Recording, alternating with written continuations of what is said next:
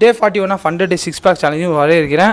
So இப்போ recent டேஸில் நான் ஒரு விஷயத்தை நோட்டீஸ் பண்ணேன். கடையில் நான் வந்து ஸ்கின்னை ரிமூவ் பண்ண சொல்லிட்டா சிக்கனுக்கு வந்து வீட்டுக்கு வந்து போட்டு பார்த்தா 430 கிராம் தான் இருக்குது, 430 கிராம் இருக்குது. அதுக்கப்புறம் நான் கொஞ்சம் வேஸ்டேஜ் அப்படி இப்படின்னு கழுவும் போது ரிமூவ் பண்ணுறதை பார்த்தா அது ஒரு 40 கிராம்ஸ் போயிடுது, 390 கிராம்ஸ். அதை நான் குக் பண்ணால் 200 கிராம் ஆயிடுது, 300 கிராம் ஆயிடுது. வெறும் 300 கிராமில் வந்து ஒரு 70 கிராம் ப்ரோட்டீன் இருக்கும். எனக்கு 70 கிராம் ப்ரோட்டீனுக்கு வந்து நம்ம இவ்வளோ ஸ்பெண்ட் பண்ண வேண்டியது இருக்குதுன்னு நினைக்கும் போது கொஞ்சம் மனசு கஷ்டமாக தான் இருக்குது. இதுக்கு ஆல்டர்னேட்டும் பார்த்தா ஆல்டர்னேட் எதுவுமே இல்லை. இதுதான் இருக்கிறது சீப் அண்ட் பெஸ்ட்டு. வேறு வழி இல்லாமல் இதையே வந்து ஃபாலோ பண்ணியிருக்கேன். பல்கிங்னா கூட அந்த பால் பவுடர் எடுத்து மேனேஜ் பண்ணலாம் கொஞ்சம் ப்ரோட்டீனை.